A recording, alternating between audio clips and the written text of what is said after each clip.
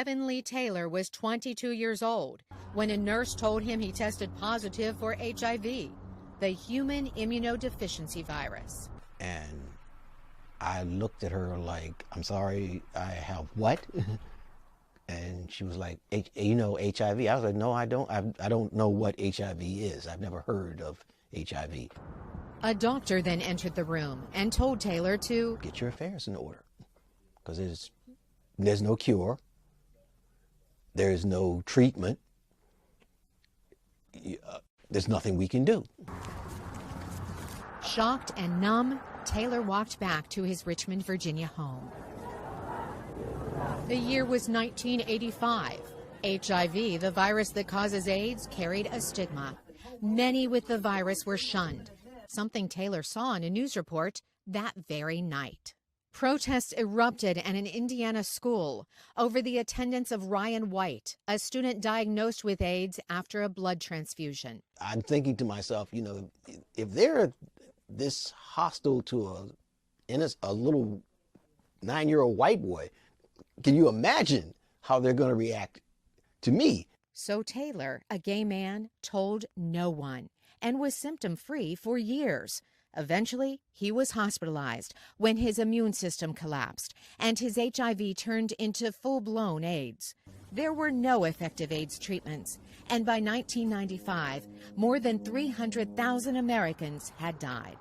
I hate to be blunt, but it was killing gay people, so who cared? For years, groups like ACT UP staged loud protests demanding more funding for HIV/AIDS treatments. In his last video interview before he died in May, ACT UP founder Larry Kramer told VOA the AIDS community felt abandoned. We were all operating on our own to bring the world the message that we were dying from this mysterious virus, which was killing everybody. Kramer's group, whose mantra was silence equals death, stormed the U.S. Food and Drug Administration, the agency that approves new drugs. Richard Klein worked for the FDA at the time. I think that was a great wake-up call for FDA, actually, because they did manage to essentially close down the building, close down the agency. Slowly, change began to happen. AIDS activists were named to serve as patient advocates on FDA advisory committees. Government-funded research focused on how to boost survival rates. Testing and review were fast-tracked for drugs, including a new type called protease inhibitors.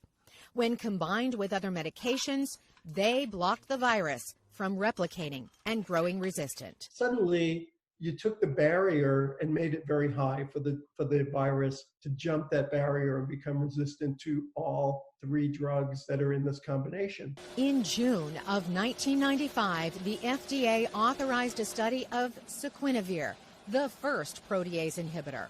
In December, lightning speed for the government, it was approved as part of the first effective and durable drug cocktail.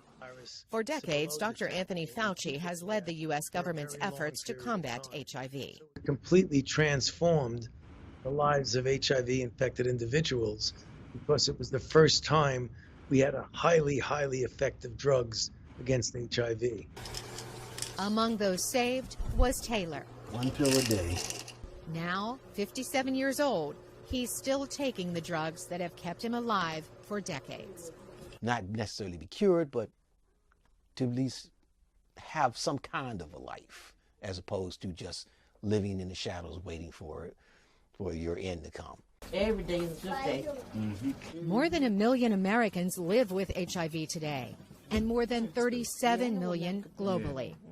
While mortality rates have plunged, a vaccine and a cure remain elusive.